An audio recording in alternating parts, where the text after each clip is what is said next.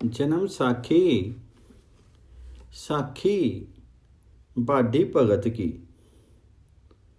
श्री गुरु नानक देव जी महाराज एक बार देशाटन करते करते बाड़ी भगत के घर में गए। बाडी भगत ने गुरु जी का अत्यंत आदर सत्कार किया। जब गुरु जी उसके घर से जाने लगे तब उनके बर्तन फोड़ गए तथा उनकी कुटिया भी गिरा गई और पलंग भी तोड़ गए। जब गुरु जी उनके घर से जाने लगे तब भक्त कहीं बाहर गया हुआ था। मैंने बाला और मर्दाना ने कहा, हे महाराज, इस अनाथ ने हमारी तथा आपकी इतनी सेवा की और हम उसके घर में रहे, परंतु आपने तो उसकी झुग्गी, बर्तन, चारपाई सभी कुछ नाश कर दिया। इससे हमें अपार अचंभा हो रहा। गुरु जी ने उत्तर दिया कि हमें ऐसे परम भक्त की साधारण झुग्गी, बर्तन आदि अच्छे नहीं लगे। जैसे भगवान श्री कृष्ण के भक्त सुदामा के महल बनवाने के लिए उसकी साधारण कुटिया गिरा दी थी, उसी प्रकार हमने भी इसे अच्छी अवस्था में लाना है। इतनी कहकर के लीला के धाम गुरु नानक देव जी आगे चले। जब वह बाडी भक्त अपनी झुग्गी के स्थान पर आया तो वह अपार सुंदर प्रसाद बने हुए देखे। देखा कि अपार धन राशि है। पहले तो वह भूल गया, परंतु पीछे जब उसे ज्ञान प्राप्त हुआ तो जान गया कि भगवान की अद्भुत माया है। उसी प्रकार जो उसके प्यारे भक्त हैं वह भी अपार शक्ति के स्वामी होते हैं। ये सभी कृपा कालू जी के चंद बाबा नानक देव जी की है। हरन भरन जाका नेत्र भोर, तिसका मंत्र न जाने होर। जब बाटी भक्त अपने घर में गया तो उन्हें स्वर्ण सर्जन के बर्तन आदि अनेक बहुमूल्य वस्तुएं देखी, जो वस्तु बड़े बड़े राजाओं को भी अप्राप्त थी। सभी ऐश्वर्य देख करके श्री गुरु जी की उसी प्रकार स्तुति करने लगे जिस प्रकार सुदामा भक्त अपनी अपार विभूति देख करके भगवान कृष्ण के गुण अनुवाद गायन करने लगे। बालाजी ने कहा, हे गुरु अंगद देव जी कृपालो, जो भी पुरुष श्री गुरु नानक देव जी महाराज की अनन्य भक्ति करता है वह भी भक्त बाडी के भांति समस्त ऐश्वर्य अनायास ही प्राप्त कर सकता है। ऐसी मेरी दृढ़ धारणा है, इसमें संदेह नहीं है। बाडी भक्त की इस तरह कायाकल्प हुई अवस्था देख करके उस नगर के नर नारियों ने गुरु जी की शरण ग्रहण की तथा कहा, हे महाराज, आप कृपया हमारे नगर में कुछ काल निवास करके हमें भी भाव सागर से पार करो। उनकी प्रेम श्रद्धा देख करके कुछ दिन गुरुजी उनके नगर में रहे तथा उपदेश दिया कि आप धर्मशाला बनवाएं, बांट कर खाएं तथा काम के क्रोध आदि जो वासनाएं हैं उनको त्याग दें तथा साधु संत की सेवा करो। और अनेक प्रकार के उपदेश दिए और उनका अपना सिख बना करके उनका कल्याण किया। गुरु जी के उपदेश के अनुसार प्रतिदिन कीर्तन होने लगा। एक 7 वर्ष का लड़का प्रतिदिन कीर्तन सुनने आता था। जब कीर्तन समाप्त होता तब वह लड़का अपने घर को आता। एक दिन गुरु जी ने कहा, हे मित्रों, अब कल जब ये लड़का यहाँ आए तो इसे पकड़कर हमारे सम्मुख करना। जब दूसरे दिन ये लड़का आया उसको पकड़ करके गुरु जी के समक्ष लाया गया। गुरु जी ने कहा, हे बालक, अभी तो तुम्हारी खेलने तथा खान पान की आयु है, तुम प्रातःकाल नींद को त्याग करके यहाँ किस लिए आता है? उसने कहा, हे महाराज, मुझे इस संग में तथा आपके दर्शनों में साक्षात ईश्वर का दर्शन होता है। मुझे खेल कूद में तथा निद्रा से कहीं ज्यादा आनंद की प्राप्ति होती है। एक दिन मेरी माता ने मुझे कहा, हे पुत्र, तुम अग्नि प्रज्वलित करो और मैं आटा आदिक तैयार करती हूँ।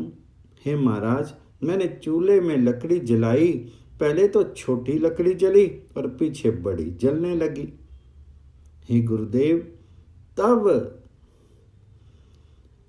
तेरे मन में यह विचार उत्पन्न हुआ कि शायद मैं इन लकड़ियों की भांति छोटी उम्र में ही काल के मुख में चला जाऊं तथा मुझे बुजुर्ग होने का समय ही नहीं मिले, इसलिए मैं अल्प आयु में ही सत्संग में लगना अच्छा जानता हूं। वो छोटे से बालक की बात सुनकर के सभी सुनने वाले हैरान हो गए तथा गुरुजी महाराज ने एक अत्यंत पवित्र शब्द उच्चारण किया। श्री राग महला पहला। घड़ी मूरत का पाहुना, काज सवार नहार, माया काज व्याप्या, समझे नहीं गवार। उठ चलिया पछताया, परया बस जंदार, अंधे तो बैठा कंगी माई। जे हो भी पूरब लिखिया ता गुरु का शब्द कमाई। हरी नाई नाई डडरी, पक्की बड़न हार, ले ले दात पौंतियां, लाबे कर त्यार। जा होया हुकम किरुसान दाता, लूनी मिलिया खेतार। पहला पैर तंदे गया, दूजे पर सोया, तीजे झाखां छिखाया, चौथे भोर पिया। कद ही चितना आया, जिन जियों पिंड दिया, साव संगत को वारिया, जियो किया कुर्बान। जिसते सोची मन पई, लिख्या पुरुष सुजान। नानक डिठा सदा नाल, हरि अंतर जामी जान। जब लड़के ने शब्द सुने तो श्री गुरु जी ने पवित्र चरणों पर नमस्कार किया। तब बाबा जी समस्त संगत पर उस लड़के साथ अपनी अपार कृपा राशि में देखा। गुरु जी ने तब फरमाया, हे प्यारी संगत, तुम सभी उस अकाल पुरुष की अनन्य भक्ति में लग जाओ, उसे सर्वव्यापक जानो तथा ये शीर नाशवान मानो। ईश्वर की आज्ञा से इस जीव को यमदूत पकड़ कर ले जाते हैं। इस प्रकार उपदेश करके गुरु जी आगे की ओर रवाना हुए।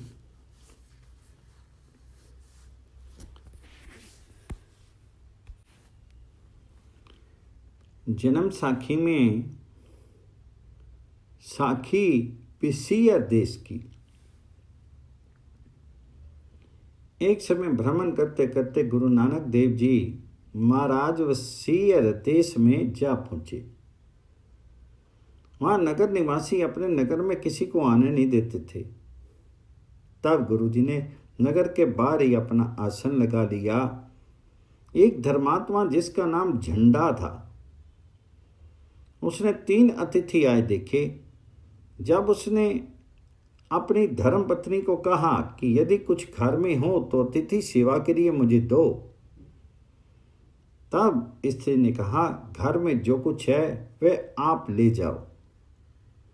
झंडे ने घर में देखा तो कुछ भी नहीं मिला, परंतु झंडे की आदत थी कि वह अतिथि सत्कार के लिए सदैव उद्यत रहता था। यदि घर में कुछ ना हो तो गांव से मांग कर भी साधु अभ्यागत की सेवा करनी उसका कर्तव्य था।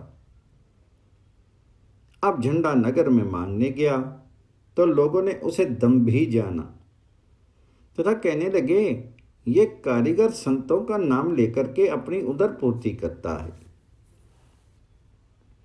अब हम कुछ भी देने को तैयार नहीं।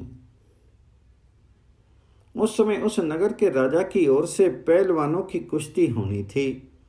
महाराजा का पहलवान जो बहुत बली था तथा किसी से भी नहीं हारा था, उसके साथ यदि कोई भिड़ जाए तो उसे परिताश दिया जाता था। शर्त यह थी कि उस पहलवान को गिरा दे, उसे 100 रुपया मिलेगा और गिरने वाले को 50 रुपये। राज्य कोष की ओर से दिया जाने थे। झंडे ने उस समय को गनीमत जाना तथा मन में विचारा कि यदि गिर गया तो जो 50 रुपये मिलेंगे उससे तीनों अभ्यागतों को भोजन आदि दे सकूंगा। बस ये विचार कर राजा के पहलवान से उसने दस्त मिलाया और कुश्ती के लिए तैयार हो गया। पहलवान ने कहा, हे भाई, तुम तो मुझे पहलवान नजर नहीं आते, फिर लड़ कैसे सकोगे? झंडे ने असली बात उसे बता दी कि मैं संतों की सेवा करनी चाहता हूं तथा कि जो कुछ भी मुझे प्राप्त होगा उसे साधुओं की सेवा करूंगा। उसने जब ये सुना तो ये जाना कि ये तो परमेश्वर का कोई भक्त है। ये सुनकर के पहलवान का मन द्रवित हो गया। अब उस पहलवान ने लंगोट कस करके कहा, हे भाई झंडा, आओ मेरे साथ कुश्ती करो। तब झंडा भी तैयार हो गया। तब दोनों घुलने लगे। तब पहलवान उस झंडे से गिर गया और राजा ने इनाम झंडे को दिया। तमाम नगर में यह चर्चा होने लगी कि झंडे ने नामी पहलवान को पटक दिया। तब झंडे ने उन रुपयों से गुरु महाराज की सेवा दिल खोल करके की। तब गुरुजी ने अंतर्यामी होते हुए सभी कार्य भली प्रकार जान करके पहलवान को भव सागर से पार कर दिया। तब झंडे को सतगुरु नाम की खुमारी चढ़ गई। फिर वह उदासाना की भांति इधर उधर फिरने लगा। फिर गुरुजी झंडे के सभी पाप दूर करके उसे मुक्त फल दिया।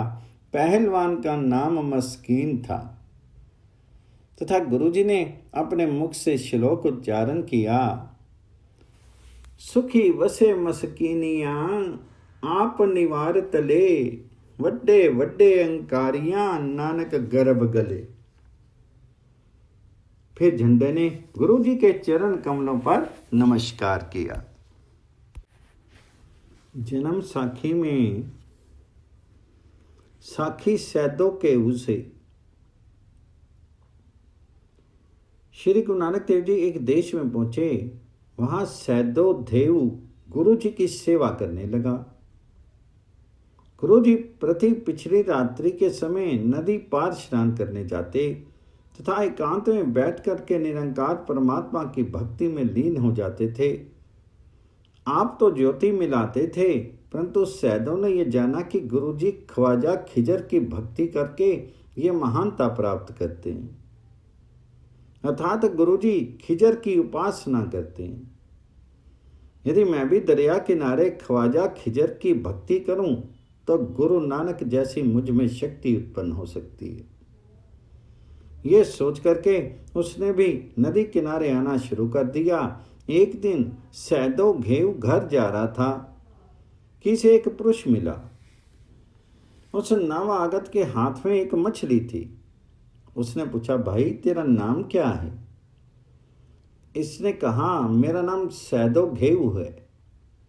मैं प्रतिदिन इस समय दरिया किनारे भक्ति करने जाता हूँ। इच्छा है कि खिजर मुझ में शक्ति प्रदान करे। अब मैं आपसे पूछना चाहता हूँ कि तुम कौन हो? वह नवगत बोला, मेरा नाम ख्वाजा खिजर है। मैं प्रतिदिन इस समय सतगुरु श्री नानक देव जी महाराज के दर्शन करने जाता हूँ तथा उनकी सेवा करता हूँ, क्योंकि गुरु नानक देव जी तो परमात्मा का साक्षात रूप है। ईश्वर में और गुरु नानक देव में कोई भी भेद नहीं है। निरंकार ने संसार का कल्याण करने के लिए श्री सतगुरु नानक देव जी को भेजा है। जो ऐसा नहीं जानता वह नर पापी है। इस प्रकार कह करके ख्वाजा खिजर वहां से रवाना हुआ। सैदो केऊ हैरान होकर के कहने लगा कि हमने ये जाना था कि गुरुजी ने ख्वाजा खिजर से शक्ति दी है, ये तो हमारी सरासर भूल थी। खिजर तो स्वयं गुरु की सेवा पूजा करने जाता है। एक दिन इसे खिजर मिला उसने कहा, हे सैदो, मैं तो जल रूप हाँ और गुरुजी पवन रूप है। मैं अनेकों बार उनसे पैदा हुआ हूँ और अनेकों बार उनके भीतर लीन हो गया हूँ। जब खिजर से ये बातें सुनी तो सैदो घेव गुरु जी के चरणों में आकर के गिर पड़ा और त्राही माम शब्द कहने लगा। गुरु जी ने कहा, हे भाई, तुम इस समय कहाँ से आ रहे हो? तब उसने ख्वाजा खिजर की तमाम गाथा कह सुनाई। तमाम कहानी सुनकर के गुरु जी ने एक शब्द कहा, गौड़ी वैरागन महला पहला। रैन गवाई सोई के दिवस गराया खाई, हीरे जैसा जन्म है कोड़ी बदले जाई। नाम न जानिया राम का मुड़े फिर पाछे पछताई रे। अंता तर तरती तरे अनंत न चाहिया जाई। अनंत को चाहन जो गए से आए अनंत गवाई। अपन लिया जे मिले ता सबको पागठ होई। कर्मा ऊपर निबड़े जे लोचे सब कोई। नानक करना जिन किया सोई सार करही। हुक्म न जापी खसम का किसे वडाई दे।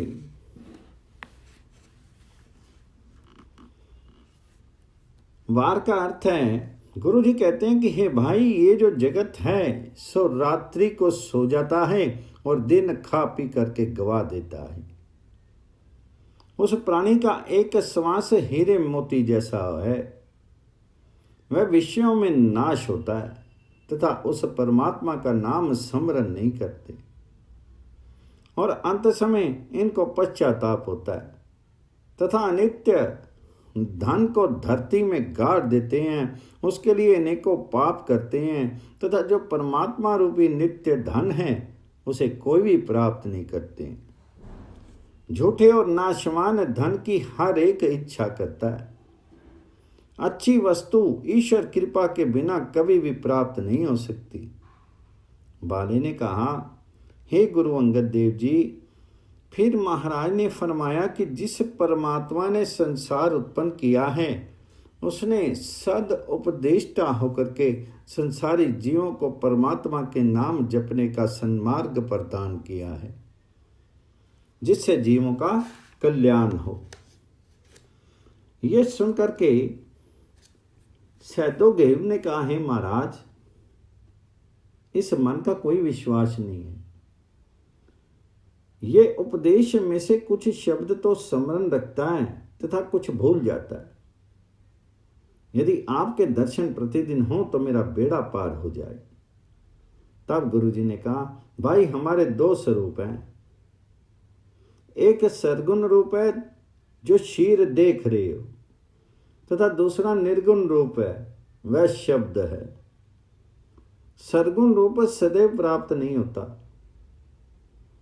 क्योंकि शीर सदा नहीं है तथा शब्द का सदैव दर्शन होता रहता है और होता रहेगा। ये सुनकर के सैदो गेहूं ने गुरु जी के चरणों में नमस्कार किया और प्रार्थना की, मैं अज्ञानी जानता था कि आपको जो शक्ति प्राप्त है वह ख्वाजा की प्रदान की हुई है, परंतु अब तो मुझे ज्ञान हो गया है कि आप साक्षात ईश्वर रूप हो तथा सभी प्रपंच आपसे ही ओतप्रोत हैं। आप जिसको जगा दो वही जागता है तथा मनुष्य आपसे विमुख निद्रा और आलस्य का शिकार हो जाता है।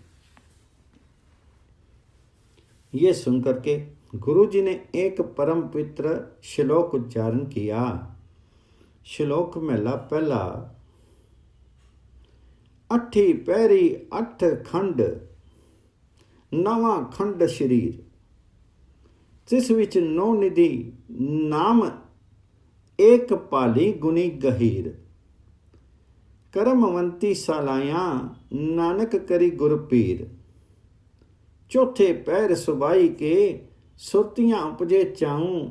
तिन्ना दरियावां सो दोस्ती मनमुख सच्चा नाऊं। ओथे अमृत वंडिए करमी होई पसाऊं। कंचन काया कसिए वन्नी चढ़े चढ़ाऊं। जे होवे नदरी शराब की तां बोल ना पाई ताऊं सती पैरी सत भला बईए पढ़िया दास ਉੱਥੇ ਪਾਪ ਪੁੰਨ ਵਿਚਾਰੀਏ ਕੋੜੋਂ ਕੱਟੇ ਰਾਸ ਉੱਥੇ ਖੋਟੇ ਸਤੀ ਹੀ ਖਰੇ ਕੀਚ ਹੀ ਸਾਬਾਸ ਬੋਲਨ ਫਾਦਲ ਨਾਨਕਾ ਦੁਖ सुख खसमे पास। वार्तक जब ये शब्द जनता ने सुना तब सभी नर नारी गुरु जी की शरण को प्राप्त हुए। तब गुरु जी ने उन सब को उपदेश दिया तथा कहा कि अतिथि की सेवा करो, नेक कमाई करो, सच बोलो, धर्मशाला बनवाओ, प्रेम से रहो, प्रभु नाम का प्रतिदिन कीर्तन करो, अंदर बाहर शुद्ध रखो तथा अकाल पुरुष को सर्वव्यापक जानो। फिर गुरु जी आगे चले।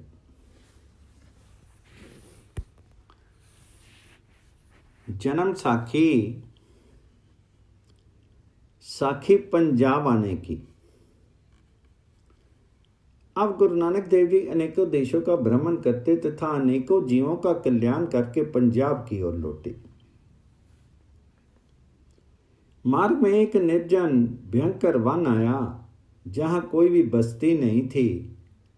10 दिन पर्यंत उसी में रहे। तब मर्दाने को अत्यंत भूख लगी। तब कहने लगा, हे परमात्मा, हम तो डूम लोग हैं, गांव में से मांग करके कुछ ना कुछ पालन कर ही लेते थे, अब तो भूखे मरने लगे हैं। अल्लाह ने यदि मेहर कर दी तो भयानक वन से बाहर निकलेंगे, नहीं तो बस इसी जंगल में फातहा पड़ा जाएगा। यदि कोई दरिंदा जानवर हमें मार करके खा गया तो बस अल्लाह ही मालिक है। मुझे तो यही नजर आता है कि भांग के भाड़े जान जाने वाली है। ये सुन करके गुरु जी मुस्कुरा करके कहने लगे, हे भाई मर्दाना, डरना उचित नहीं है। जब तक हम तेरे साथ हैं तब तक कोई तेरे निकट नहीं आ सकता। जरा होशियार हो। मर्दाने ने कहा, हे महाराजा, हे महाराज, होशियार यहां कैसे रहा जाए, ये भयानक निर्जन वन है। तो गुरु जी ने कहा, हे मर्दाना, ये उजाड़ नहीं, ये तो बस्ती है। जहां परमात्मा का प्रेम पैदा हो उसे उजाड़ कहना पागलपन है, तथा जहां परमेश्वर का नाम भूल जाए उस स्थान को उजाड़ जानो। फिर गुरु जी ने एक शब्द उच्चारण किया। राग आसा महला पहला। देवतियां दर्शन के ताई दुख भुख तीरथ किए, जोगी जति जुगत मई रहते, करी करी भगवे वेश पे, तम कारण साहिबा रंग रते, तेरे नाम अनेका रूप अनेका, कहन न जाई तेरे गुण केते, करी दरी मैला अस्ति कोड़े, छोड़ वलायत देश गए, पीर पैगंबर सालक सादिक, छोड़ी दुनिया थाई पे, साध सहज सुख रस, कस तजियाले कापड़ छोड़े,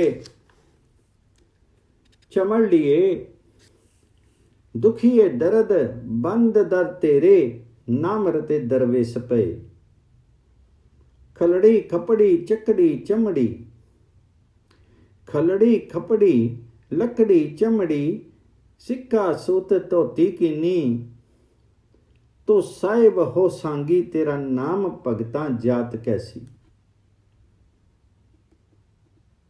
गुरु जी ने कहा, हे मर्दाने, तेरे बगैर वाणी पूर्ण नहीं होती,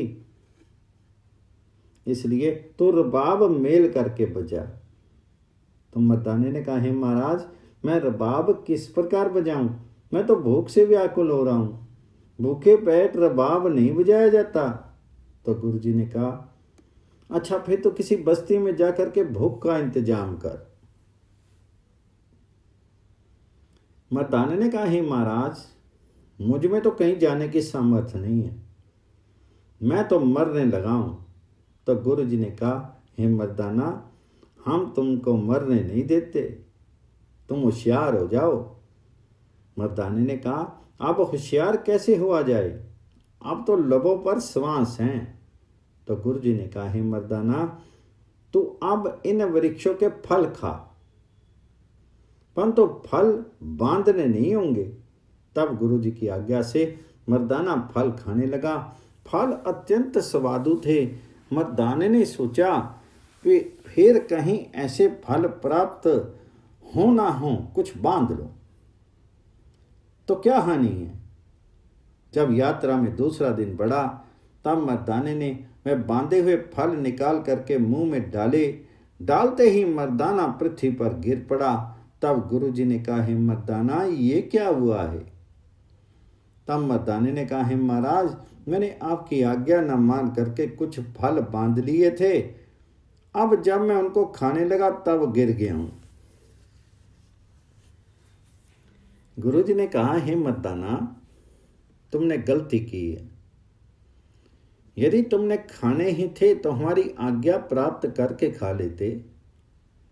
भाई, ये फल तो विष के हैं, हमारी आज्ञा से ये अमृत हो गए थे। फिर गुरु जी ने अपना चरण मर्दाने के माथे पर लगाया। बस तत्काल मर्दाना उठ करके बैठ गया और गुरु जी का स्तुति मुक्त कंठ से कहने लगा तथा कहने लगा, हे महाराज, हम लोग मरासी मांग कर खाने वाले हैं और आप गुणातीत पवनहारी दयालु परिपूर्ण हो और हमारा आपका मेल असंभव है, अतः आप हमें जाने की आज्ञा दें तो ठीक है। गुरु जी ने मुस्कुरा करके कहा, हे मर्दाना, हमारा तुम्हारे साथ प्रेम है। तुम ये बताओ कि तुम जाने से किस प्रकार रुक सकते हो। तो मर्दाने ने कहा, हे गुरुदेव, आप यदि हमारी भूख का बंदोबस्त कर दो तो फिर ये दास सदैव आपके चरणों में ही रह सकता है। तो गुरु जी ने कहा, हे मर्दाना, तू संसार से सुरखरू हो जा, तू निहाल है, निहाल है। फिर मर्दाने ने चरणों पर अपना माथा रख दिया। गुरु जी ने उठा करके उन्हें भूत भविष्य वर्तमान का ज्ञाता कर दिया। धन्य है गुरु नानक देव जी महाराज।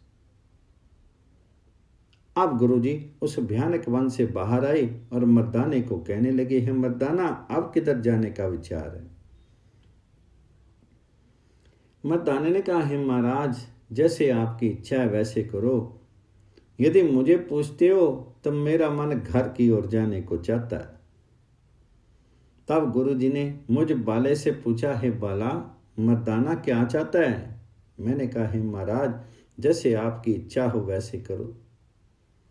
यदि मुझसे पूछते हो तो मर्दाना सत्य कहता है। मैं भी घर की ओर लौटने के पक्ष में हूं, क्योंकि बाल बच्चों को मिलने के लिए मन चाहता है तथा इस मर्दाने की भी यही इच्छा है। घर से आए बहुत समय व्यतीत हो चुका है, मोह माया उमड़ रही है। मेहता कालू जी तथा माता आदि के सभी याद कर रहे होंगे, उनके लिए भी घर को लौटना उचित है। आगे जैसे आपकी इच्छा हो वैसे ही हमें स्वीकार है। आप बहन जी के पास श्री चंद्र जी को छोड़ आए हो, उसके लिए भी कोई स्थान बनाना परम आवश्यक है। तब गुरु जी ने कहा, हे बाला, यहां से 200 कोस की दूरी पर तलवंडी है। अब गुरु जी 12 वर्ष के पश्चात अपने नगर तलवंडी में पधारे। उस समय संवत 1570 विक्रमी था। उस समय गुरु जी की आयु 46 वर्ष की थी। जब हम तीनों गांव के बाहर एक स्थान पर बैठ गए, तब मर्दाने ने कहा, यदि आपकी आज्ञा हो तो मैं अपने घर जा कर के बाल बच्चों को मिलूं और देखूं कि कौन कौन मर गया है। तब गुरु जी ने कहा, हे मर्दाना, तू भोला है, ये तो संसार को तारने आए हैं। तू हमारी सेवा में रहे तो तुम्हारा आदमी किस प्रकार मार सकता है? जाओ भली प्रकार देख कर आओ, परंतु हमारे घर में आने की बात नहीं करनी होगी। बहुत अच्छा कह करके मर्दाना अपने घर गया। घर वालों ने देखा तो सभी मर्दाने को कंठ से लगाकर मिले। वैसे तो मर्दाना डूम था, परंतु गुरु महाराज के सहवास ने उसे भी पूज्य कर दिया। जैसे चंदन के निकट वर्ती साधारण वृक्ष भी चंदन के तुल्य हो जाते हैं। जो आता था वही मर्दाने का सत्कार करता था। वे सभी गुरु नानक जी का प्रताप था। वहां से मर्दाना गुरु जी के घर को गया। गुरु जी की माता ने जब मर्दाने को देखा तो भाग करके आई और मर्दाने को कंठ लगा लिया और नेत्रों में जल भर करके कहने लगी, हे मर्दाना, कहीं नानक देव का तुमको पता हो तो बताओ, आज कहाँ पर हैं? इतने में और लोग भी आ गए तथा श्री गुरु नानक देव जी का समाचार सभी पूछने लगे। मर्दाने ने उत्तर दिया कि मैंने श्री गुरु नानक देव जी को सुल्तानपुर में देखा था, आगे मुझे कोई ज्ञान नहीं है। इतनी कह करके मर्दाना वहां से चलने को तैयार हुआ। मर्दाने को शीघ्र ही लौटते देख करके माता जी का कुछ संदेह हुआ। तब कुछ वस्त्र और मिठाई लेकर के माता जी भी मर्दाने के पीछे पीछे चले। माता जी ने मर्दाने से कहा, हे मर्दाना, तो मुझे मेरे पुत्र को दर्शन करा। तब मर्दाना चुपचाप चलता रहा। जब 2 कोस पर आए तो गुरु जी ने अपनी पूज्य माता जी को देखा तो भाग करके माता जी के चरणों पर शीश रख दिया। माता ने सारे संसार के पिता को अपना प्यारा पुत्र जान करके झट से उठाया और कंठ से लगा लिया। नेत्रों में प्रेम अश्रु बहने लगे और कहने लगी, हे पुत्र, मैं तेरे बलिहार हूं। बेटा, तू तो मेरे बूढ़े नैनों का एक सहारा है। हे पुत्र, तू जिस जिस स्थान पर गया है मैं उस स्थान पर बलिहार हूं। हे बेटा, मैं तेरे दर्शनों में अपने को धन्य मान रही हूं। जब गुरु जी के नेत्रों में भी मात्र स्नेह के आंसू आ गए, फिर प्रसन्न होकर के हंसने लगे और मर्दाने को आज्ञा हुई कि तुम रबाब बजाओ। फिर गुरु जी ने एक शब्द उच्चारण किया जो परम पवित्र कल्याणकारी है। राग वड़हंस महला पहला, अमली अमल न अमड़े, मच्छी नीर न हुई, जो रत्ते सही अपने तिन पावे सब कोई। हम वारी वन्ना खनिए तऊ साहिब के नावे, साहिब सफलियो रूखड़ा, अमृत ताका नाऊ, जिन पियाते तिपत पए, हाँ तिन बलिहारे जाऊं। मैं की नदरी ना आवी, वसी हबिया नाल, तिखा तिहाया किए लहे, जा सरी पीतर पाल। नानक तेरा वानिया तो साब मेरी रास, मन ते धोखा ता ले, जा सिफती करी अरदास। फिर माता जी ने वस्त्र और मिठाई आगे रख दी और कहा, हे बेटा, ये खा ले। गुरु जी ने कहा, हे माता जी, मेरा तो पेट भरा हुआ है। माता जी ने कहा, हे बेटा, तो बगैर खाए कैसे तृप्त है? तब गुरु जी महाराज ने एक शब्द और उच्चारण किया। श्री राग महला पहला। सभी रस मिठे मनिए, सुनिए सलोने, खट तुलसी मुखी बोलना, मारन नादी किए। छत्ती अमृत पाऊं, जाकू नदरी करें, बाबा होर खाना कुसी खुआर, जितु खादे तन पीड़िए, मन में चले विकार। फिर माता जी ने कहा, हे बेटा, ये फकीरों का बाना खिलता उतार दो और ये नवीन वस्त्र पहन लो। तब गुरु जी ने दूसरी पौड़ी उच्चारण की। पौड़ी, पहिनन रत्ता मन रता, सुपेदी सती दान, नीली स्याही कदा करनी, पहनन पहिर ध्यान, कमर बंद संदूक का, तन जोमन तेरा नाम, बाबा डोर पहनन खुशी खुआर, जित पैदे तन पीड़िए, मन में चलनी बेकार। उधर मेहता कालू जी को पता चला तो वह भी पुत्र दर्शन को चले और घोड़े ऊपर चढ़ करके चले। गुरु जी ने पिता के चरणों पर अपना सिर रख दिया, प्रणाम किया। तब कालू पिता ने जट्टू पिता को अपने कंठ से लगा करके माथा चूमा और आंखों में प्रेम के आंसू आ गए। कहने लगा, हे पुत्र नानक, तुम घोड़े पर चढ़ करके अपने घर को चलो। गुरु जी ने उत्तर दिया, हे पिताजी, ये घोड़ा मेरे किसी काम का नहीं है।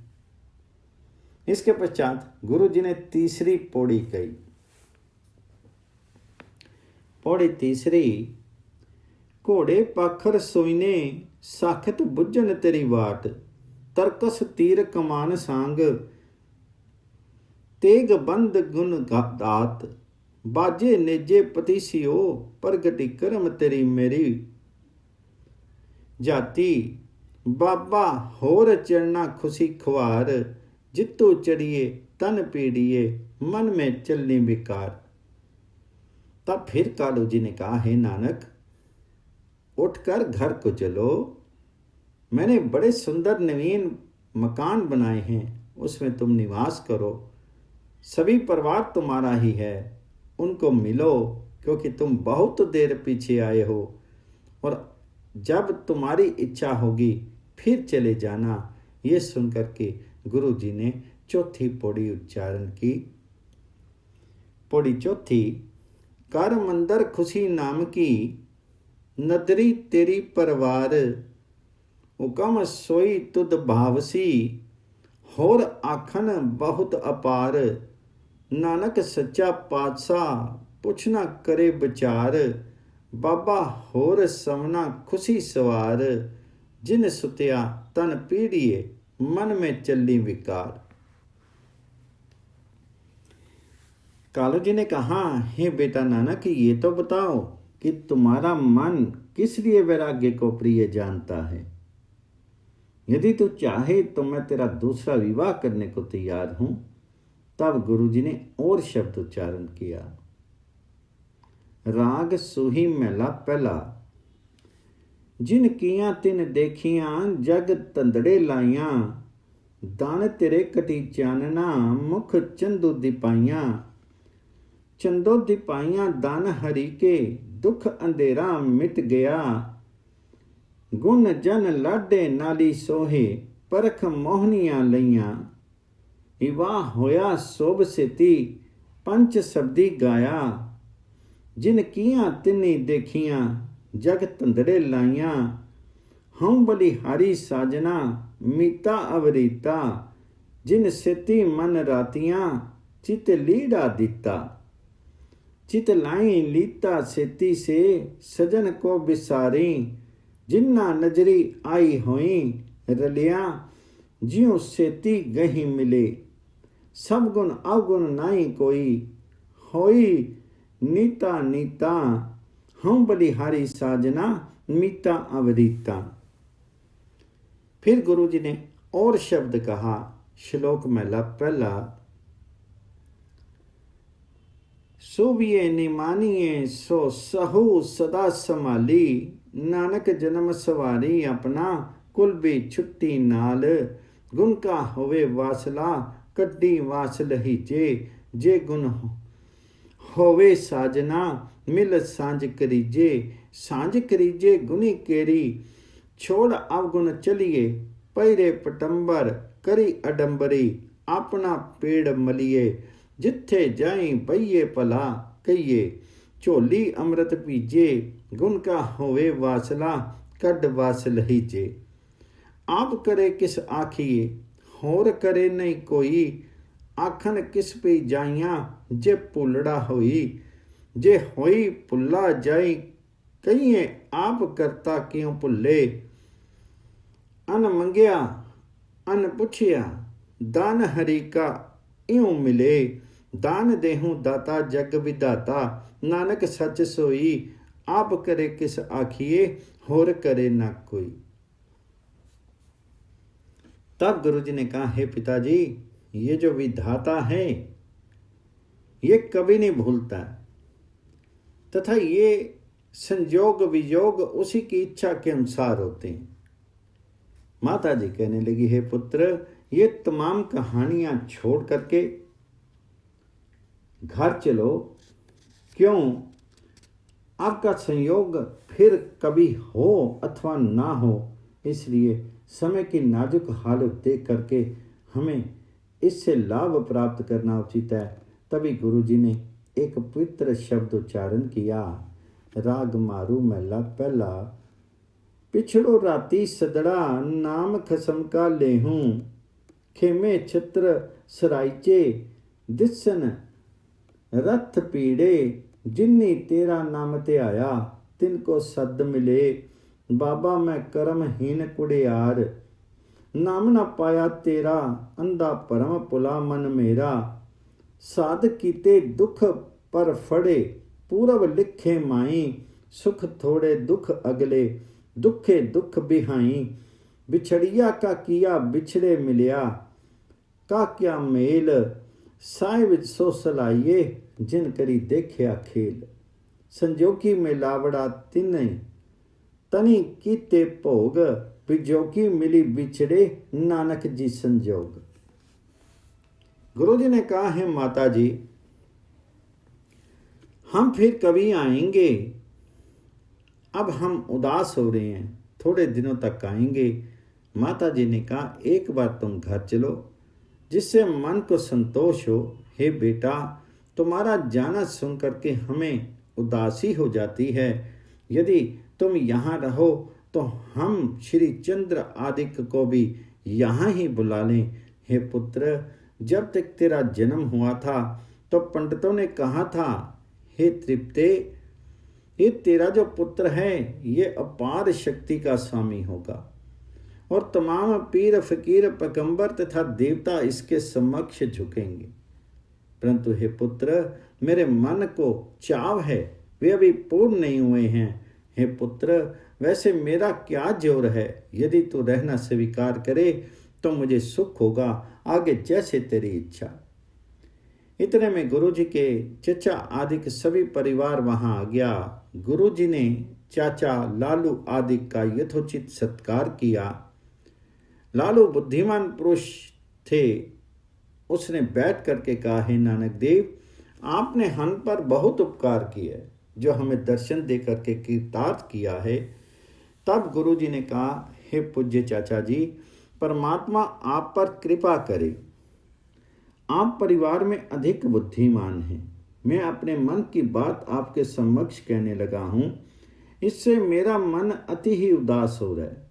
कुछ दिन इधर उधर सैर करके फिर तुरंत आप सबका दर्शन करेंगे। इस प्रकार गुरुजी सारे परिवार को मिले, सबका सत्कार करके माता जी के चरणों पर नमस्कार किया। तब पिताजी को बार बार नमस्कार की और कहा, हे पिताजी, हम थोड़े दिनों तक आपके पास आकर के रहेंगे। फिर गुरुजी सबको धैर्य दे करके ब्रह्मनाथ चले गए।